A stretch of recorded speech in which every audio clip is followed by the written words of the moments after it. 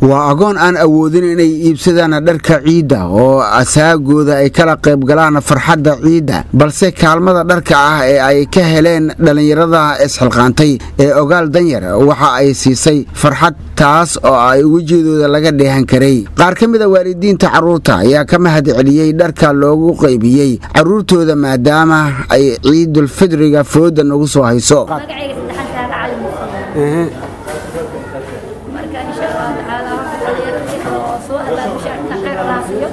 وأنت ساعدي الله ساعد.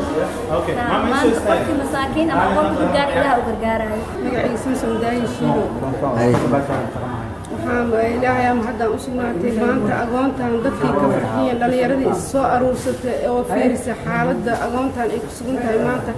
ay ku saacideen inay ka farxiyaan oo dharkooda ciid u gadaan ilaahay waxa uu bariyo in jisadooda janno alla ugu dhigo gudoomiye ku-xigeenka dhinaca arrimaha bulshada maamulka degmada Waabari ee gobolka Banaadir Cali Cabdulqaadir Karaama ayaa ka hadlay ahmiyadda ay leedahay in la farxad geliyo carruurta agoonta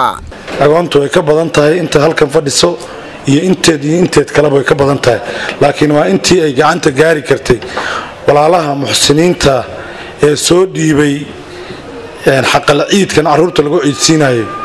iyo intii ka shaqaysay oo ku dhaqaaqday waxaan leenahay Allah idinka abaal mariyo jazaakallahu khayran ka ogaal danyar Ali Salaan Diini ayaa ka warbixiyay waxyaabaha ku dhaliyay howlahan ay ku caawinayaan agoonta Soomaaliyeed walaalayaal macnaha kaliya uu yahay ogaal danyar u taagantaa annagu haddaan dadkeena danyarta u istaagno oo aan gadaal iyo cirka iyo meel kala fiirin annaga isku filan qof kasto annaga naga mida ama ganacsi ha ahaado ama dhalinyaro ha ahaado ama waayeel ha ahaado kaliya dadkeena tabartay haddaan caawino dhibaatada maanta Soomaaliya ku jirta